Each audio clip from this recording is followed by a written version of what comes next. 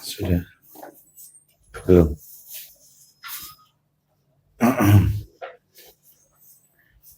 Kita mulai. Baik.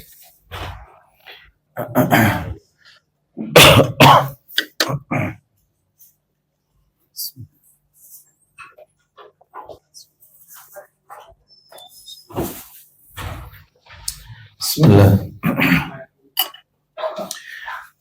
Assalamualaikum warahmatullahi wabarakatuh. Alhamdulillah alladzi bi ni'matihi tatimmus shalihat wa ashhadu an la ilaha illallah wahdahu la syarika lah wa ashhadu anna Muhammadan abduhu wa rasuluh ya ayyuhalladzina amanu taqullaha haqqa tuqatih wa la tamutunna illa wa antum muslimun amma ba'du fa inna asdaqal hadisi kitabullah wa khairal hadi hadi Muhammadin sallallahu alaihi wasallam wa syarral umuri muhdatsatuha wa kullu muhdatsatin bid'ah wa kullu bid'atin dhalalah wa kullu dhalalatin finnar.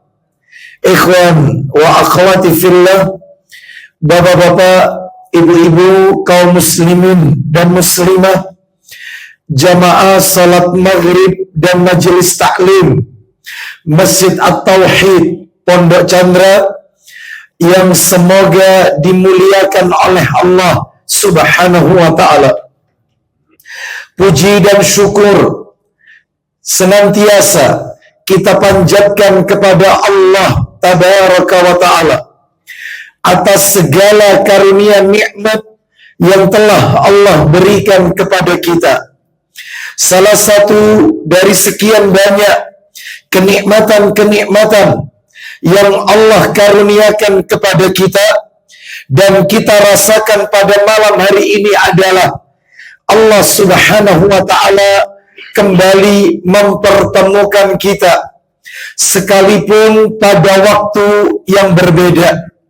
Semestinya kajian rutin kita berada di Jumat pekan yang ketiga. Karena kami uzur sehingga takmir Masjid At-Tauhid masih memberikan kesempatan kepada kami untuk tetap diadakannya kajian sekalipun pada waktu yang berbeda. Dan hari ini kita berada di Rabu pekan yang ketiga. Semoga niat kita, langkah kaki kita untuk menuntut ilmu pada malam hari ini semuanya tercatat di sisi Allah sebagai amalan yang diterima dan diridhai oleh Allah Subhanahu wa ta'ala.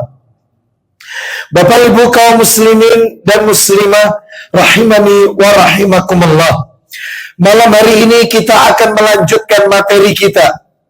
Terakhir kita sudah masuk pada hak yang nomor 6, karena kajian kita menukil dari kitab yang ditulis oleh Syekh Muhammad bin Saleh Al-Utsaimin rahimahullah.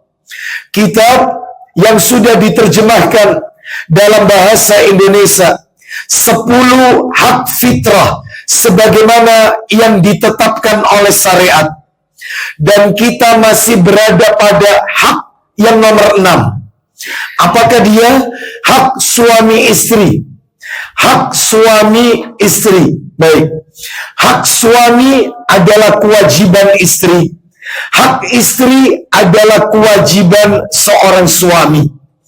Dan karena ini pembicaraannya adalah tentang hak suami istri, maka materinya kami bagi menjadi dua bagian. Yang pertama, hak suami terlebih dahulu. Yang kedua, hak istri. Baik. Dan sesuai dengan catatan kami, terakhir kajian kita masih berada pada hak suami. Kita belum menyentuh pembahasan hak istri. Karena hak suami yang harus dipenuhi oleh istrinya, maka sangatlah banyak. Kita baru menyelesaikan 2 poin. Ya, kalau tidak salah itu. Baru 2 poin. Baik. Sebelum kami lanjutkan poin-poin berikutnya, terlebih dahulu saya akan membacakan hadis Nabi sebagai kata pengantar atau muqaddimah. Bersumber dari riwayat Ibnu Majah dari sahabat Abdullah bin Abi Aufa radhiyallahu an. Dia berkata, Rasulullah sallallahu alaihi wasallam beliau bersabda, "Walladzi nafsu Muhammadin biyadi." Demi jiwa Muhammad yang berada dalam genggaman Allah. Berarti Nabi bersumpah. Demi jiwa Muhammad yang berada dalam genggaman Allah Azza wa Jalla, la tu'addiyal mar'atu haqqa rabbiha hatta tu'addiya haqqa zawjiha. Kata Nabi sallallahu alaihi wasallam, seorang wanita tidak dianggap telah melaksanakan hak Allah sampai dia telah menunaikan hak suaminya. Bayangkan Bapak Ibu sekalian, begitu besar dan begitu tinggi hak suami yang harus dipenuhi oleh istrinya. Bayangkan, kami ulang terjemahannya. Demi jiwa Muhammad yang berada dalam genggaman Allah, seorang perempuan tidak dianggap telah melaksanakan hak Allah sampai dia telah menunaikan hak suaminya. Nah, ini menunjukkan betapa tinggi, betapa besarnya hak suami. Apa saja hak suami? Sudah 2 poin yang sudah kami sampaikan pada kajian sebelumnya. Poin yang pertama, hak suami yang harus dilaksanakan oleh istrinya. Yang pertama adalah wajib mentaati suami. Mentaati di sini adalah ketaatan dalam kebaikan. Taat itu dalam hal yang ma'ruf, bukan yang mungkar. Jadi tugas istri berarti itu haknya suami. Wajib mentaati suaminya. Sebagaimana Nabi sallallahu alaihi wasallam bersabda, "Idza shallatil mar'atu khamsaha wa shamat syahraha wa hafizat farjaha wa ata'at zawjaha." Apabila wanita itu salat 5 waktu, subuh, zuhur, asar, maghrib, isya, dia tidak tinggalkan salat 5 waktu. Wasamat syahraha, dia berpuasa di bulan Ramadan. Yang ketiga, wahafizat farjaha, dia menjaga kehormatan diri, terutama ketika suami tidak ada di rumah. Dan yang keempat, wa ata'at ba'laha atau wa ata'at zaujaha, dia mentaati suaminya. Berarti kalau wanita melaksanakan 4 ini, gak banyak sebenarnya. Gak banyak tugas istri sebenarnya. Salat 5 waktu, puasa Ramadan, menjaga kehormatan diri, plus taat sama suami. Maka kata Nabi, qilalaha, akan dikatakan kepada wanita itu nanti di hari kiamat, udkhulil jannata min ayyi abwadul jannati syi'ti, masuklah kalian ke dalam surga dari pintu-pintu surga mana saja yang kalian maui, yang kalian kehendaki. Inilah yaitu ganjaran yang Allah berikan bagi wanita yang salah satunya adalah taat kepada suaminya, taat dalam kebaikan. Yang kedua, dan ini yang terakhir pada kajian sebelumnya, istri harus banyak bersyukur, tidak boleh banyak menuntut. Dia harus memiliki sikap qanaah, merasa cukup dari apa yang telah diberikan oleh suaminya. Dia tidak boleh banyak menuntut, dia tidak boleh banyak mengeluh. Nah, Dia tidak boleh membanding-bandingkan suaminya dengan laki-laki lain yang lebih sukses. Maka ini adalah tugas istri dan itu hak suami. Istri harus ridho menerima apa adanya. Jangan membebani suami dengan sesuatu yang ia tidak mampu. Bahkan ini ancamannya berat. Sebagaimana disebutkan dalam hadis Nabi, la yandurullahu ila imra'atin la tashkuru li zawjiha wa hiya la tastaghni anhu. Allah Ta'ala tidak akan melihat seorang wanita nanti di hari kiamat yang tidak pandai bersyukur, tidak pandai berterima kasih kepada suaminya. Padahal wanita itu sangat butuh kepadanya. Bahkan Nabi juga dalam redaksi lain, riwayat lain, Nabi pernah bersabda, uritun nara faida aksara aliha an nisa yakfurna. Aku diperlihatkan oleh Allah neraka dan kebanyakan isinya aku lihat adalah kaum wanita-wanita kufur. Lalu para sahabat bertanya, yakfurna billah, apakah wanita mayoritas yang kau lihat dalam neraka mereka kufur kepada Allah? Wahai Rasulullah, kata Nabi, bukan. Nabi mengatakan yakfurnal ashira wa yakfurnal ihsan. Mereka kufur kepada suaminya dan suka mengingkari kebaikan suaminya. Ini yang kedua. Sekarang kita lanjutkan yang nomor 3, Bapak Ibu sekalian. Tugas istri berarti hak suami. Hak suami yang harus dipenuhi oleh istrinya. Yang nomor 3. Istri diperintahkan untuk tetap tinggal di rumah dan tidak keluar meskipun untuk pergi ke masjid kecuali atas izin suami. Jadi wanita yang terbaik adalah wanita yang betah dalam rumahnya. Dia tidak pernah keluar rumah sekalipun untuk, yaitu misalnya untuk hal-hal lain, kecuali yaitu atas izin suaminya, termasuk ketika pergi ke masjid. Maka wanita yaitu wajib dia meminta izin kepada suaminya. Bagaimana jika dia tidak memiliki suami? Maka wanita ketika akan pergi ke masjid atau ketika akan keluar rumah, maka dia harus izin kepada mahramnya. Loh, bukankah suami itu mahramnya? Bukan. Suami itu bukan mahram. Bapak Ibu harus tahu definisi mahram. Mahram itu adalah seseorang yang tidak boleh terjadi pernikahan dengan wanita tersebut. Orang-orang yang tidak boleh terjadi perkawinan dengan perempuan tersebut. Lah, suami kan nikahi dia, maka suami di luar mahram. Jadi kalau ada seorang wanita, dia ketika ditanya, ibu datang dengan siapa? Saya dengan mahram saya. Oh, dengan ayahnya? Bukan. Loh, dengan anaknya yang laki-laki? Bukan. Saya datang dengan suami saya. Salah. Salah. Suami itu bukan mahram Anda. Suami ya suami, karena menikahi Anda. Kalau Anda mengatakan saya datang bersama mahram saya di luar suami, ayah kandung, saudara kandung yang laki-laki, keponakan laki-laki, pamannya, ya adik ayah atau kakaknya ayahnya, nah, seperti itu. Termasuk juga diantaranya adalah yaitu anak kandungnya. Nah, ini termasuk mahram. Ya, adapun kalau dari suami, keluarga suami, mertua, itu mahramnya perempuan, mertua laki. Adapun saudara kandung suami, ipar, nah itu bukan mahram.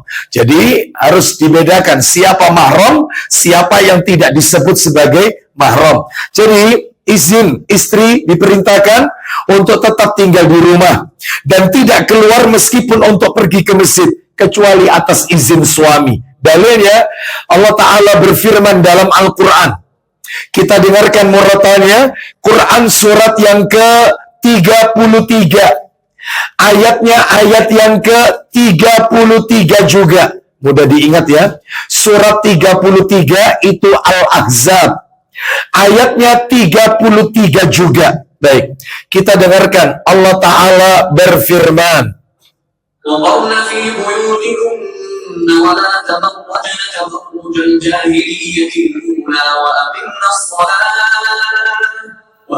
الصَّلَاةَ وَآتِينَ الزَّكَاةَ وَأَطِعْنَ اللَّهَ وَرَسُولَهُ إِنَّمَا يُرِيدُ اللَّهُ لِيُذْهِبَ عَنكُمُ الرِّجْسَ أَهْلَ الْبَيْتِ وَيُطَهِّرَكُمْ تَطْهِيرًا. Kita dengarkan terjemahannya. Surat yang ke-33 ayat 33. Dan hendaklah kamu tetap di rumahmu, dan janganlah kamu berhias dan bertingkah laku seperti orang-orang jahiliyah terdahulu. Maksudnya tabarruj. Ya, apa itu tabarruj? Tabarruj itu adalah menampakkan perhiasan kepada laki-laki yang bukan mahram. Maka ini nggak boleh. Ini termasuk perilaku orang-orang jahiliyah. Makanya wanita ketika keluar rumah, cincinnya, gelangnya harus tersembunyi. Tidak boleh ditampakkan oleh laki-laki yang bukan mahram. Karena itu termasuk tabarruj. Silakan wanita memakai gelang misalnya, ya mungkin mulai dari pergelangan sampai ke bahu. Itu emas tok itu isinya. Ya, 10 jarinya cincin semua, silakan. Tapi di rumah, bukan keluar rumah. Silakan Anda menghias tubuh Anda itu di depan suami, karena Anda milik suami, bukan milik orang lain. Maka percantik diri Anda, hias diri Anda hanya untuk suami, bukan untuk orang lain. Ya, lah ini yang nggak dipahami oleh wanita. Di depan orang pandai berhias, tapi di depan suami maka dia tidak mempercantik diri. Maka ini tidak diperbolehkan. Kembali ke materi kita, jadi dia hendaklah tetap di rumah. Nah, boleh keluar rumah jika memang kebutuhannya adalah untuk keperluan yang urgent, ya, untuk yang penting, ya, seperti berbelanja atau mungkin menuntut ilmu, taklim, ya. Maka yang seperti ini boleh asalkan izin, yaitu suami. Bahkan pergi ke masjid pun harus izin dengan suami. Kenapa harus izin? Ya, Bapak Ibu sekalian, rahimani wa rahimakumullah. Disebutkan bahwasannya, yaitu dalam riwayat Tirmidzi nomornya 1173 dalam Sunan Tirmidzi. Kita dengarkan ya, dalam riwayat Tirmidzi dari sahabat Abdullah bin Mas'ud radhiyallahu an. Dia berkata, Rasulullah sallallahu alaihi wasallam bersabda, "Al-mar'atu auratun, fa idza kharajat istashrafaha syaitan." Wanita itu aurat, kata Nabi. Mulai dari ujung rambut sampai ujung kakinya full aurat. Wanita itu aurat, kata Nabi. Apabila dia keluar dari rumahnya, maka dia dijadikan indah dalam pandangan lelaki. Dia dijadikan indah oleh syaitan dalam pandangan lelaki. Makanya wanita itu semakin banyak di dalam rumah, itu semakin afdal. Sebagaimana disebutkan di dalam hadis dalam kitab Sahih Targhib wa Tarhib nomornya 343. Kita bisa lihat ini nomor 343 dari Ibnu Umar radhiyallahu anhuma. Dia berkata, Rasulullah sallallahu alaihi wasallam bersabda, "La tamna'u nisa'akumul masajid wa buyutuhunna khairun lahunna." Kata Nabi, janganlah kalian para suami, janganlah kalian wahai para suami melarang para wanita untuk datang ke masjid, walaupun rumah mereka lebih baik bagi mereka. Jadi wanita kalau dia sholat di rumah itu lebih baik. Kalau sudah ada kata-kata lebih baik, pahalanya sama seperti yang dilakukan oleh laki-laki di masjid. Jangan khawatir. Tidak usah meragukan ucapannya Nabi. Kan banyak wanita itu yang merasa enak dadi wong lanang, pahala akeh, bisa berjamaah, ya, 27 kali lipat, ya, berjamaah, ya. Sedangkan wanita di rumah tidak dapat apa-apa. Nah, berarti meragukan ucapan Nabi. Lihat apa kata sabda Nabi. Walaupun rumah mereka lebih baik dari mereka. Coba.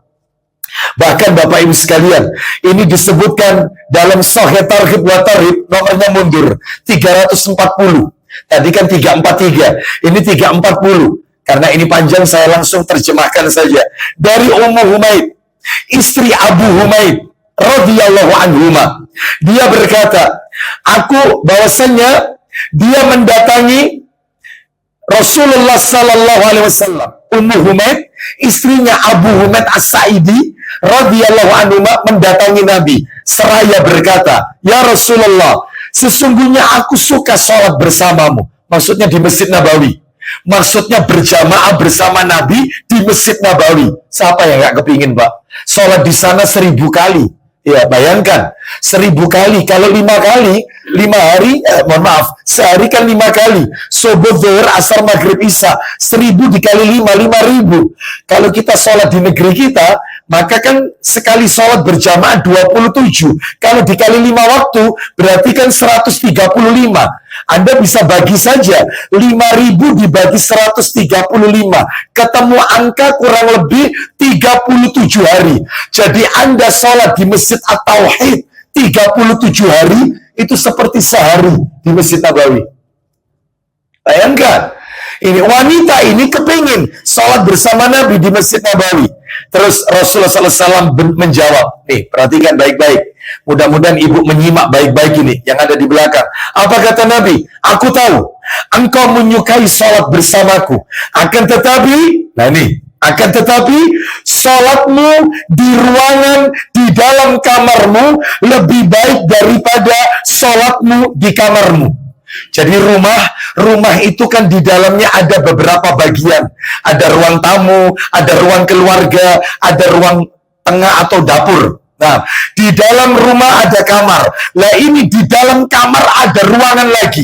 Lihat kata-kata Nabi. Sholatmu di dalam ruangan, dalam kamarmu lebih baik daripada sholatmu di dalam kamarmu, di luar ruangan tadi. Terus kata Nabi, sholatmu di kamarmu lebih baik daripada sholatmu di rumahmu.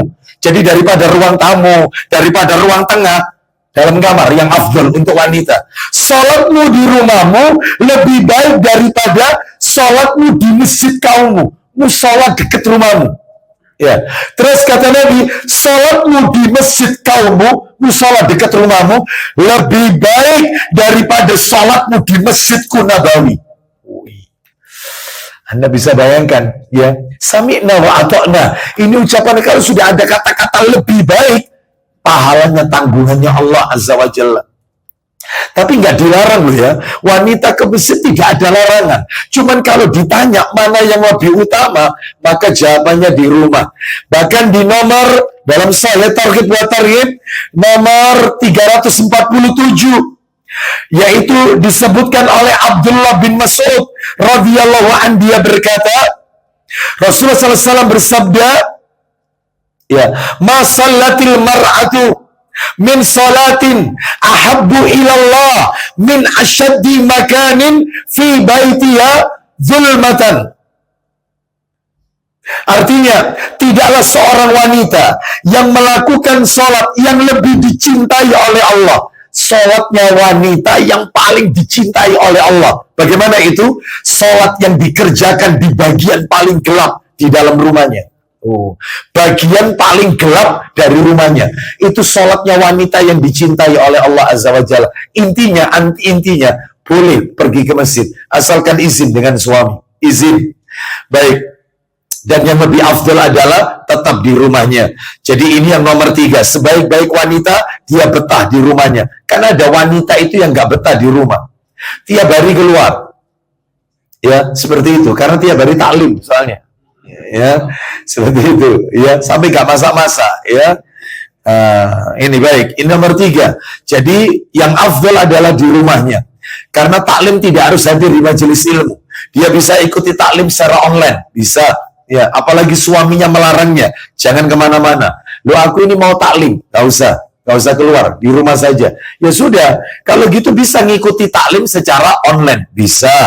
Yang nomor 4, istri, ini tugas istri, hak suami nomor 4. Istri harus berhias dan mempercantik diri untuk suami. Ini tugasnya istri. Dia harus mempercantik dirinya di hadapan suami. Selalu tersenyum, tidak bermuka masam di hadapan suami. Ya, jangan sampai memperlihatkan keadaan yang tidak disukai oleh suaminya. Oh iya, harus pandai merawat badannya, merawat tubuhnya. Ya, harus tampil menyenangkan di hadapan suaminya. Itu tugas istri. Ya, mana dalilnya? Dalil hadis riwayat At-Tabrani dalam kitab Sahih Jami'us Saghir nomornya 3299. Sahih Jami'us Saghir 3299 dari sahabat Abdullah bin Salam radhiyallahu an. Ya, ini Abdullah bin Salam ini adalah mantan Yahudi yang dia kemudian mendapatkan hidayah dari Allah masuk Islam. Namanya Abdullah bin Salam radhiyallahu an.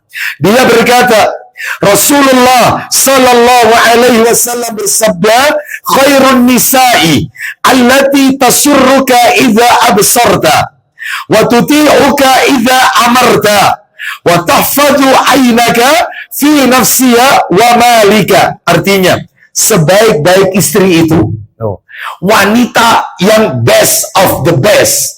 Wanita yang terbaik itu adalah satu, menyenangkan jika engkau melihatnya. Suaminya senang kalau lihat istrinya. Nah, ini berarti berdandan. Yang kedua, ya, taat jika engkau perintah. Taat, kalau disuruh taat. Asalkan perintahnya perintah yang baik, bukan perintah yang mungkar. Yang ketiga, menjaga dirinya dan hartamu di saat engkau pergi. Menjaga kehormatan dirinya dan harta suami, khususnya ketika suami tidak ada di rumah. Nah, ini ya, inilah istri yang terbaik.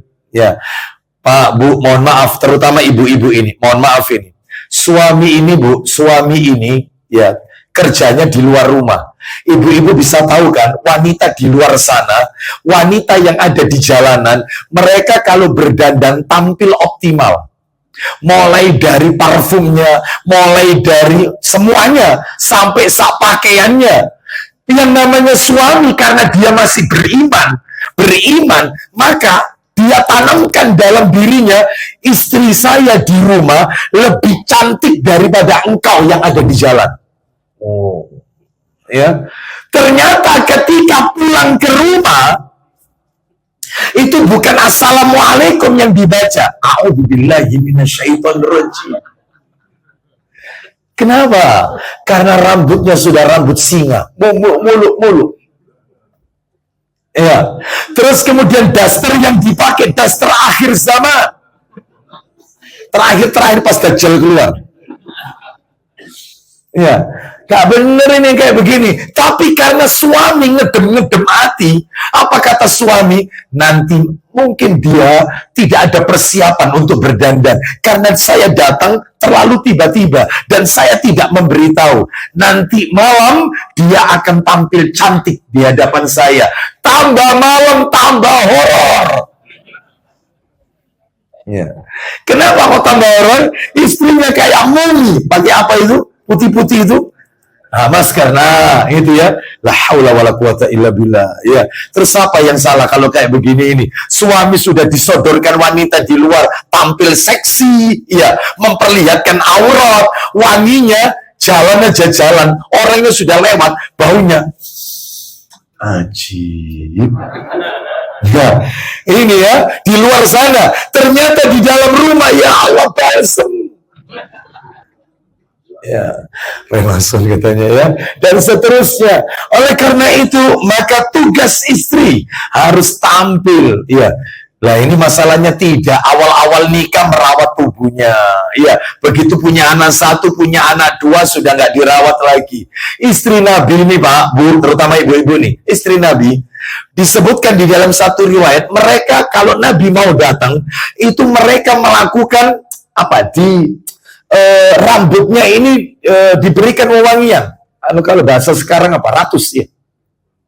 Diberi dupa bukhur ya, sekujur tubuhnya dikasih wangi-wangian dupa, rambutnya dan seterusnya. Sehingga suami itu demen sama istrinya. Mestinya begitu.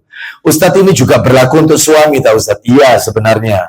Jadi yang dituntut berhias itu bukan hanya istri, suami juga. Sebab ada suami di luar sana loh ya, bukan di sini. Suami di luar sana, itu kalau sudah waktunya hari libur nggak kerja, mulai pagi sampai sore, tetap sarungan, kaos kutangan, kepet, tetap. Ya, sehingga apa? Sehingga dia nuntut kamu harus tampil cantik ya. Yang dipedulikan itu burung piaraannya. Sambil sarungan, ambil kaos kutangan, tetap kepet, gak adus, gak mandi. Ya, begini terus. Istrinya tampil cantik, gak pernah. Ya, yaitu dihiraukan. Oleh karena itu yang kayak begini gak boleh. Gak boleh. Ya, gimana caranya istri melihat suami itu juga demen, wangi, energi, kalau bisa olahraga. Seperti itu ya. Sehingga dia nggak akan melirik laki-laki lain. Kenapa? Karena suaminya yaitu pandai merawat dirinya. Mestinya begitu. Ya. Baik, kita lanjutkan. Yang nomor berapa? Yang nomor 5. Nomor 5. Ya, nomor 5. Ustadz, itu ada yang bilang ya, itu kan Ustadz, apa itu kalau suaminya ganteng Ustadz. Loh, ketahuilah bapak-bapak, mohon maaf ini Pak, khusus nasihat saya dari bapak-bapak, ya, untuk bapak-bapak, nasihat saya untuk bapak-bapak. Ganteng itu takdir, Pak. Keren itu pilihan. Sponsor itu kayaknya itu ya. Ya, meskipun nggak ganteng tapi keren, nggak apa-apa, ya, tampil, ya, berhias di hadapan istri. Kita lanjut, tugas yang kelima, tugas istri. Tugas istri yang kelima berarti haknya suami. Seorang istri tidak boleh mengungkit-ungkit apa yang pernah ia berikan dari hartanya kepada suaminya. Nggak boleh undat-undat. Seorang istri tidak boleh mengungkit-ungkit dari apa yang ia berikan kepada suaminya. Itu maksudnya. Ya, seorang istri tidak boleh undat-undat, mengungkit-ungkit dari apa yang telah ia berikan kepada suaminya. Mana dalilnya? Dalil. Allah Subhanahu wa taala mengingatkan kita di surat Al-Baqarah, surat yang nomor 2. Ini berlaku umum ini. Al-Baqarah surat nomor 2, ayatnya 264. Al-Baqarah 264. Kita dengarkan murotalnya. Ayat ini berlaku umum, bukan hanya istri ke suami, suami ke istri juga. Kita dengarkan. Allah berfirman, Ya ayyuhalladzina amanu la tubtilu shadaqatikum bil manni wal adha kalladhi yunfiqu malahu ria'an nasi wa la yu'minu billahi wal yawmil akhir. Baik, kita dengarkan penggalan ayatnya saja, potongan ayat, ila akhiri ayat. Kita lihat terjemahannya. Wahai orang-orang yang beriman, janganlah kamu merusak sedekahmu. Janganlah kamu merusak sedekahmu dengan menyebut-nyebutnya, undat-undat, dan menyakiti perasaan penerima, seperti orang yang menginfakkan hartanya karena ria atau pamer kepada manusia. Baik, jadi amalannya bisa rusak, tidak diterima oleh Allah. Orang undat-undat ini amalannya dihapus oleh Allah SWT. Contohnya kayak apa Ustaz? Istri yang suka mengungkit-ungkit ya kebaikan yang sudah ia lakukan kepada suaminya. Ya. Contoh, tak kasih contoh. Misalnya ini ya, seorang istri berkata kepada suaminya. Mungkin suaminya melakukan satu kesalahan, lalu istrinya berkata kepada suaminya, "Aku kurang apa, Mas?" Mulai ya. Ini ungkit-ungkit ini mulai. "Aku kurang apa? Taat ya wis taat." Ya. "Aku selalu di rumah gak tahu metu." Ya. Tapi apa ini balasannya? Nah, berarti selama ini dia taat, selama ini dia bakti kepada suami, itu mengharapkan sesuatu, bukan karena mencari ridha Allah. Mestinya kalau istri yang ridha itu, mestinya ketika suaminya melakukan satu perbuatan yang menjengkelkan istrinya, jadi perangai suami yang tidak disukai oleh istrinya, maka istri yang ridho, dia akan berkata begini, "Gak apa-apa Mas, kamu zalim sama aku, gak apa-apa. Kamu zalim sama aku, gak apa-apa. Urusanmu nanti sama Allah. Tetapi tugasku tetap taat sama kamu, karena surgaku ada di kamu." Oh. Ada kira-kira yang kayak gini kira-kira. Ya, mestinya begitu. Ini tidak. Iya, "Aku kurang opo, ya masak ya wis tak masakkan. Iya, yang kamu minta ya wis kabeh tak turuti. Kamu ya wis tak layani. Oh, yang kamu sukai apa? Tapi apa buktinya?" Itu undat-undat. Mari kita dengarkan hukuman bagi orang yang suka undat-undat. Disebutkan di dalam Sahih Targhib wa Tarhib jilid 4, nomornya 2034. 2034. Nah ini kita dengarkan. 2034. dari Abu Dzar Al-Ghifari radhiyallahu an. Dia berkata, Nabi sallallahu alaihi wasallam bersabda, salasatun la yukallimuhumullahu yaumal qiyamah wala yanzuru ilaihim wala yuzakkihim walahum adzabun alim. Ya, bayangkan Bapak Ibu, 4 balasan bertubi-tubi. Lihat, apa artinya? Kita dengarkan ya, 3 orang. La yukallimuhumullahu yaumal qiyamah. 3 orang, 1 yang tidak akan diajak bicara oleh Allah nanti di hari kiamat. Yang kedua, wala yanzuru ilaihim, tidak akan dilihat oleh Allah di hari kiamat. Yang ketiga, wala yuzakkihim, dosanya tidak akan dibersihkan oleh Allah, gak akan diampuni. 4, walahum adzabun alim, dan mendapatkan azab yang pedih. Bayangkan, sudah tidak diajak bicara, tidak dilihat oleh Allah, dosanya tidak dibersihkan, dapat azab yang pedih. Wih, siapa 3 orang ini? Kata Nabi, yang pertama adalah ketika Nabi ditanyakan, manhum ya Rasulullah, siapa 3 orang itu? Yang pertama adalah al-musbil, laki-laki yang menurunkan kainnya sampai di bawah mata kakinya. Laki-laki yang menutupi mata kakinya, baik itu sarungnya, atau celananya, atau gamisnya, nutupi mata kaki.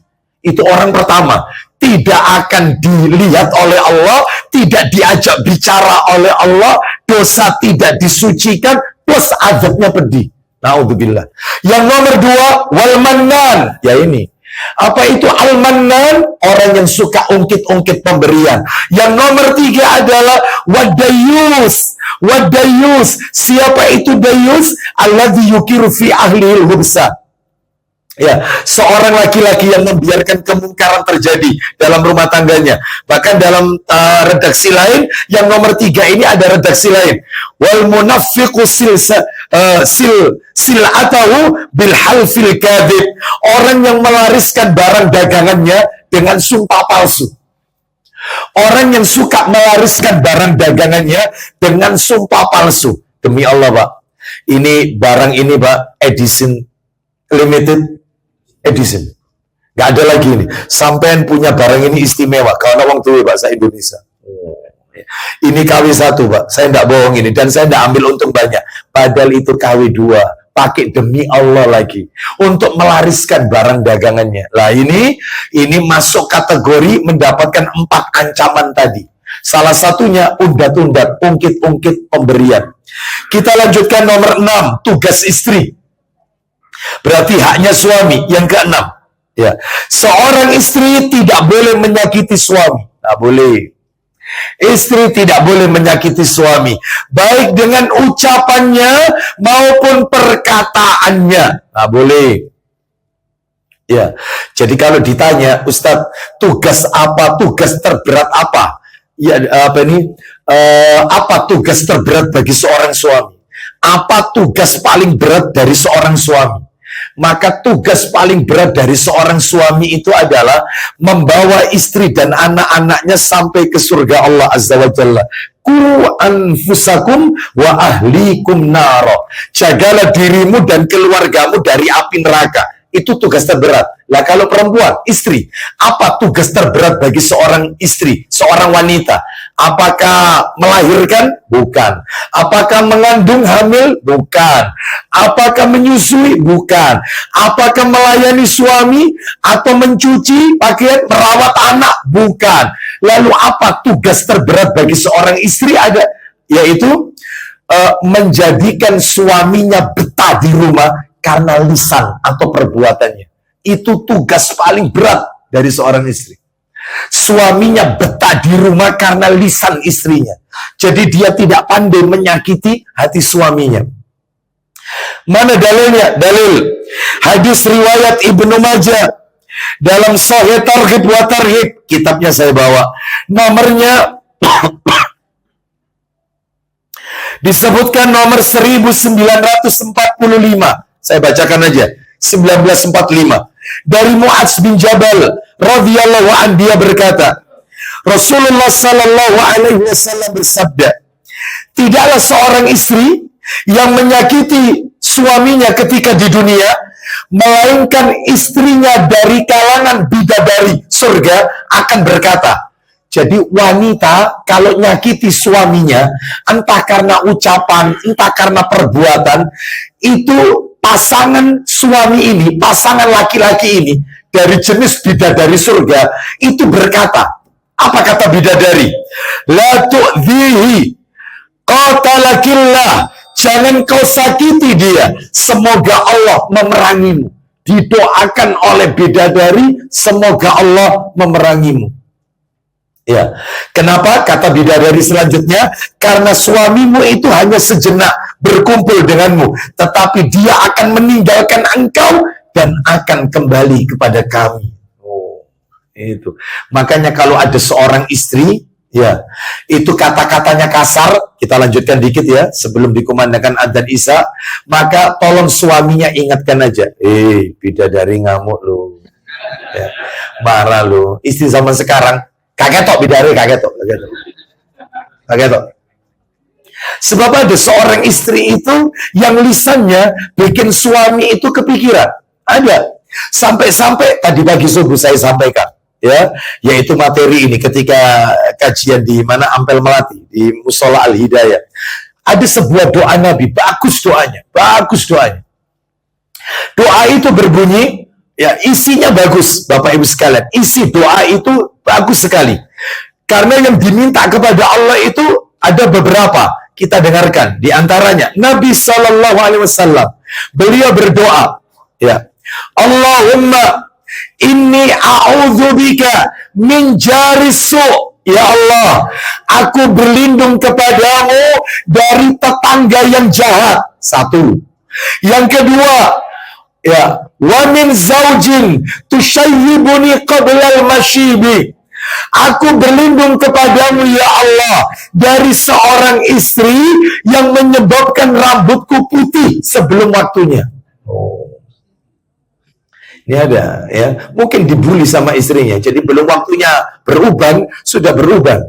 Ya, kan ada istri yang kayak begini, ada. Apalagi kalau suaminya sudah usia lanjut terus nggak kerja, wah, ya. Itu suami kalau ngomong sama istrinya, kamu itu kalau bisa keluar rumah, jangan seperti itu. Aku pernah dengar dari Pak Ustadz, yang kayak begini ini pakai wangi-wangian itu nggak boleh. Apa kata istrinya? Ustadz, cuk. Oh, ya. Makanya kalau ketemu istrinya itu kayak orang kena Parkinson, gemeter. Iya. Lah ini kasihan sakno, laki-laki seperti ini sakno. Iya, waktunya nikah lagi yang kayak begini. Ya. Sakno, dibully nih sakno, ya. Nasibnya tidak lama umurnya kalau kayak gini, tidak lama biasanya. Itu apalagi sudah pensiun, ya, kayak Saudara Koyo, ya, nggak bisa memberikan sesuatu. Waduh, sudah. Ya, mestinya, maaf ini Bu, mohon maaf, laki-laki biasa bekerja, tiba-tiba pensiun tidak kerja, itu stres loh. Stres. Mestinya istri itu memberikan motivasi, membangkitkan semangatnya. Apa contohnya Ustadz? Kata-kata apa yang harus diucapkan istri? Aku seneng kamu pensiun gini. Loh, kok bisa seneng? Wong aku nggak bisa menghasilkan apa-apa, aku nggak kerja, nggak ngapa-ngapain. Aku seneng kamu seperti ini, bisa nganterkan aku, kita bisa ke masjid berdua. Aku taklim kau yang nganterno, ikut taklim bareng. Ya, aku seneng di rumah-rumah kita berdua. Yang sebelumnya kita nggak kayak begini. Mestinya gitu, semangat suami kalau istrinya begini. Lah ini tidak. Wes metu-metu aku nonton koniki sumpah aku. Ada istri model kayak gini kira-kira? Nggak ada di sini, nggak ada. Nggak ada yang ngaku maksudnya. Ini nomor 2 ini. Nomor 3. Wa min waladin yakunu alayya rabban. Aku berlindung kepadamu ya Allah dari seorang anak yang memposisikan dirinya sebagai tuan, sebagai majikan. Anak durhaka maksudnya. Yang keempat, wa min malin yakununa alayya adzaban. Dan aku berlindung kepadamu ya Allah dari harta yang akan menjadi azab bagiku. Yang kelima, wa min khalilin makirin ainahu tarani wa qalbuhu yar'ani, dan aku berlindung kepadamu ya Allah dari seorang teman yang matanya selalu mengawasi dan hatinya selalu mengawasi. Jika aku melakukan kebaikan, dia tutupi. Jika aku melakukan kemungkaran dosa, maka disebarluaskan. Kan ada teman seperti ini, ketokane api, tapi kita tidak tahu hatinya. Jadi dia selalu memantau kita. Begitu ada kebaikan pada diri kita, dia tutup mata, pura-pura tidak lihat. Begitu ada kesalahan pada kita, langsung diungkap sama dia. Iya. Maka aku berlindung dari punya teman seperti ini. Ada kira-kira teman yang model kayak gini? Ada, ya. Tapi di sini mudah-mudahan tidak ada. Mudah-mudahan di sini semua teman-teman yang soleh. Baik. Jadi ini Bapak Ibu sekalian yang nomor 6. Ya, yang nomor 6, seorang istri tidak boleh menyakiti suami baik ucapan maupun perbuatan. Baik, kita skors dulu, kita dengarkan kumandang azan Isya.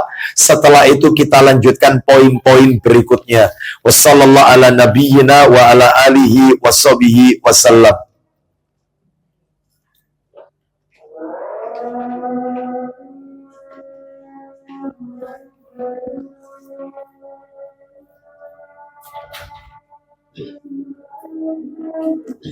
Allahu Akbar, Allahu Akbar.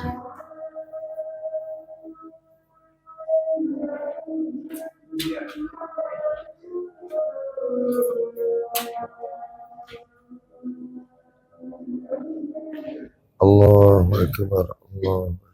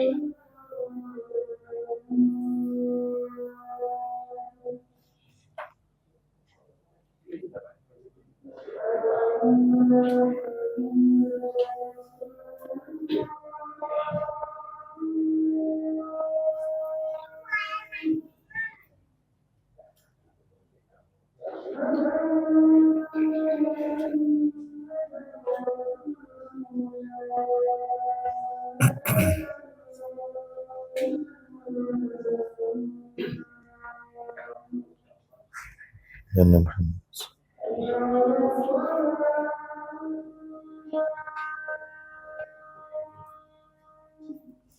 Alhamdulillah.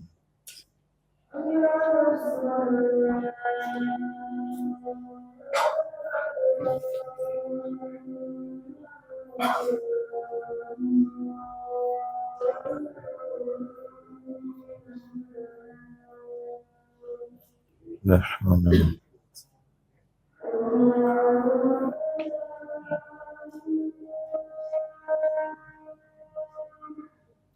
la hawla wa la quwwata.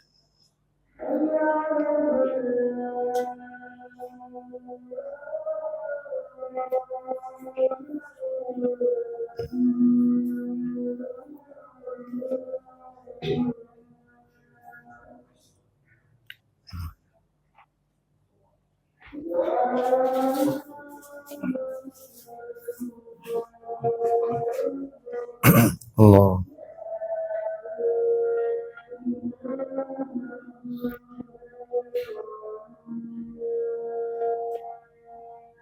La ilaha illallah wa ana asyhadu an la ilaha illallah wahdahu la syarika lahu asyhadu anna Muhammadan raditu billahi rabban.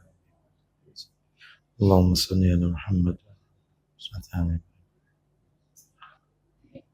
Allahumma rabbani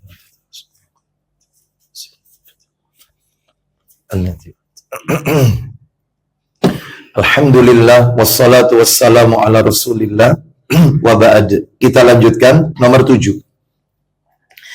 Yang ketujuh adalah tugas istri kepada suami, dan ini merupakan hak suami. Seorang istri harus dapat berbuat baik kepada kedua orang tua dan kerabat suami. Berarti dia wajib berbuat baik kepada mertua, orang tua suami, dan karib kerabat suami. Kenapa demikian?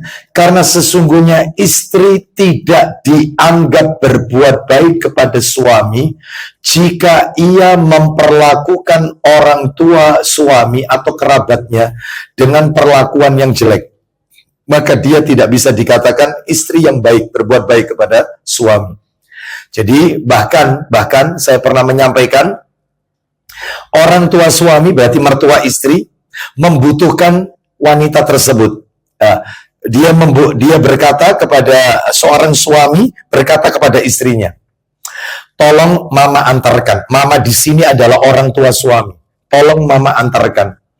Karena mama nggak ada yang antarkan, minta tolong kamu yang antarkan. Di saat yang sama, orang tua istri juga minta untuk diantarkan. Maka seorang istri dia harus mendahulukan, yaitu orang tua suami, sebagai bentuk baktinya dia kepada suaminya. Surganya di situ soalnya. Jadi bukan orang tuanya, bukan. Maka beda ini, anak perempuan dengan anak laki-laki. Kalau anak laki-laki, dia wajib bakti kepada orang tuanya, mu'abbad, abadi.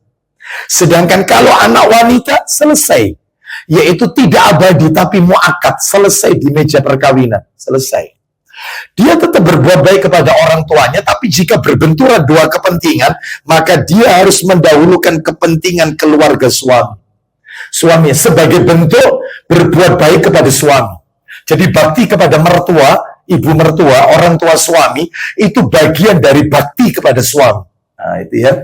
Ini disebutkan oleh para alim ulama dalam fatwa-fatwanya. Baik. Sekarang yang nomor 8, Bapak Ibu sekalian. Mudah-mudahan bisa tuntas ini ya, kayaknya nggak bisa ini. Nomor 8. Seorang istri harus pandai menjaga rahasia suami dan rahasia rumah tangga. Jangan sekali-kali ia menyebarluaskan. Jadi tugas istri, ya, dia harus menjaga rahasia suami, apalagi rahasia rumah tangga. Nah, kebanyakan di luar sana masih banyak wanita-wanita yang ketika terjadi permasalahan rumah tangga langsung dituangkan di media sosial. Sehingga banyak orang yang tahu kalau anak ini atau orang ini lagi ribut sama yaitu suaminya atau sama istrinya dan seterusnya. Maka ini tidak diperbolehkan. Nah, mana dalilnya? Dalil surat Al-Baqarah.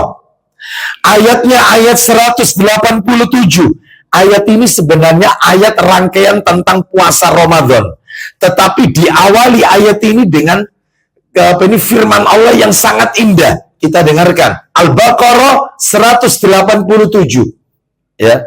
Intinya kami bacakan nukilan aja. Al-Baqarah 187. Hunna libasul lakum wa antum libasul lahunna. Apa kata Allah Azza wa Jalla? Allah Azza wa Jalla berfirman, ya, kamu adalah pakaian mereka dan mereka adalah pakaianmu. Nah, istri itu pakaian suami, suami itu pakaiannya istri. Lihat betapa indahnya firman Allah ini. Suami istri disebutkan oleh Allah seperti pakaian. Suami itu pakaiannya istri, istri itu pakaiannya suami.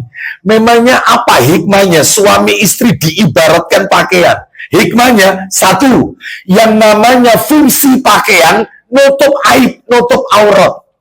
Suami itu pakaiannya istri, maka aib suami tutup. Istri itu pakaiannya suami, aib istri tutup. Karena fungsi pakaian nutup aurat, nutup aib. Yang kedua, fungsi pakaian adalah untuk kebanggaan. Saya memakai baju yang saya pakai ini, saya senang, saya bangga. Bapak Ibu memakai baju yang Bapak Ibu kenakan hari ini, malam hari ini adalah pakaian kebanggaan Bapak Ibu sekalian. Suami istri diibaratkan pakaian, istri harus bangga dengan suaminya, suami harus bangga dengan istrinya. Loh, mestinya gitu. Yang ketiga, dan pakaian menyesuaikan. Musim dingin, kainnya rada tebel. Kalau musim panas, pakailah pakaian yang tipis kainnya. Maksudnya apa? Dalam hidup berumah tangga, diibaratkan pakaian harus bisa memahami kondisi masing-masing. Ketika istri lagi marah, maka suami jangan emosi. Pahami dulu, mungkin dia lagi haid sehingga psikologinya, ya, mungkin dia ini lagi futur karena seharian ngurusi anak. Mungkin dia marah-marah ngomel seperti ini karena pekerjaannya loadnya tinggi, misalnya. Jadi jangan mudah menyalahkan sebelum mengevaluasi. Itu yang dimaksud dengan yaitu suami istri diibaratkan pakaian. Ya, bahkan pakaian itu juga menyesuaikan. Badan kalau kurus biasanya L lah, ukurannya L. Kalau agak gedean dikit XL. Ya, kalau kayak saya gini double XL. Ya, seperti itu, menyesuaikan. Suami istri harus ikut menyesuaikan. Iya, harus pandai memahami kekurangan masing-masing. Suami bukan malaikat, istri bukan bidadari. Tak ada gading yang tak retak. Maka jangan pernah suka menyalahkan. Sama-sama punya aib.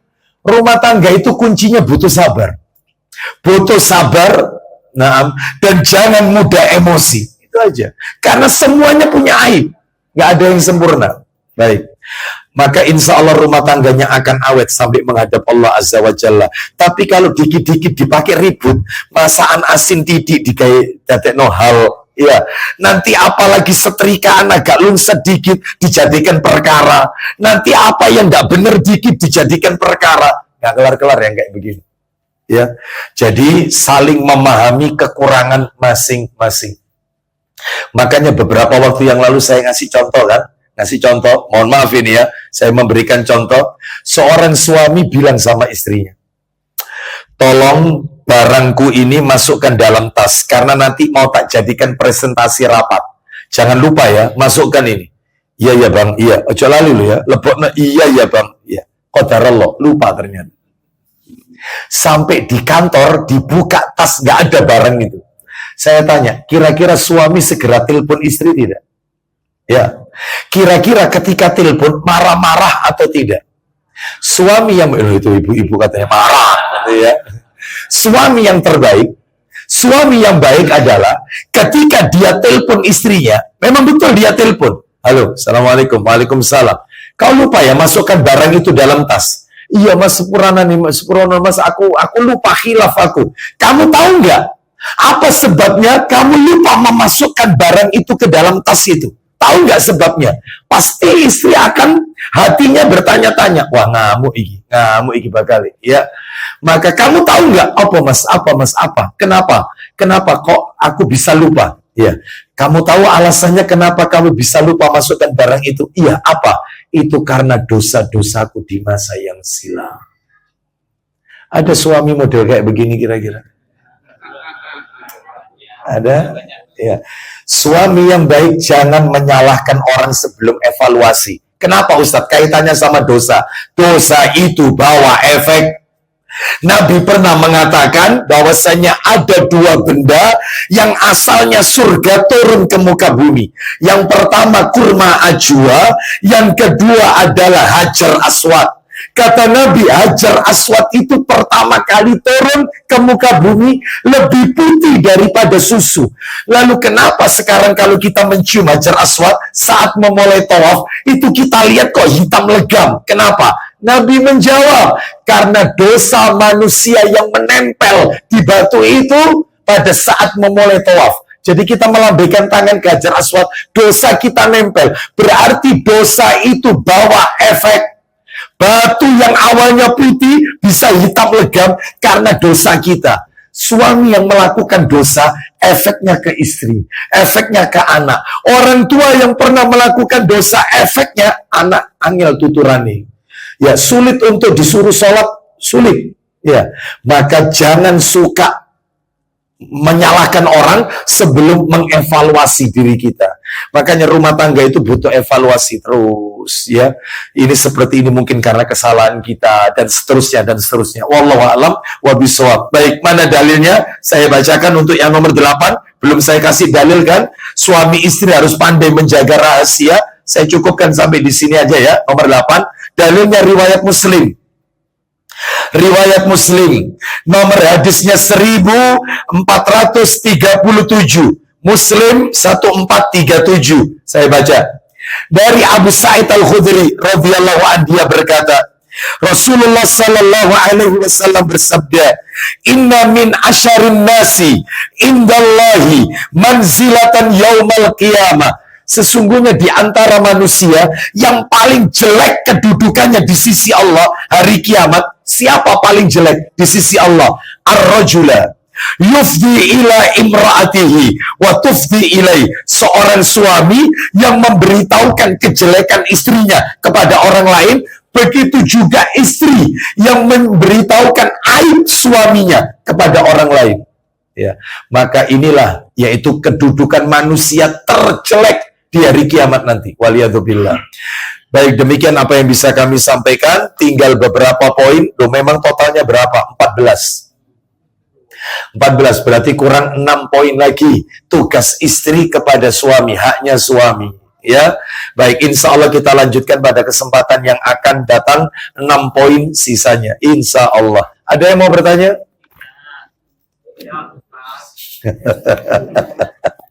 Tidak ya, karena sudah waktunya ya. Nah, ini ada di kertas. Panjang sekali.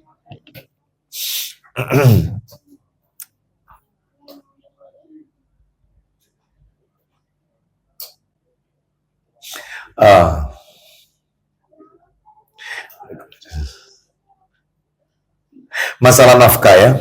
Masalah nafkah.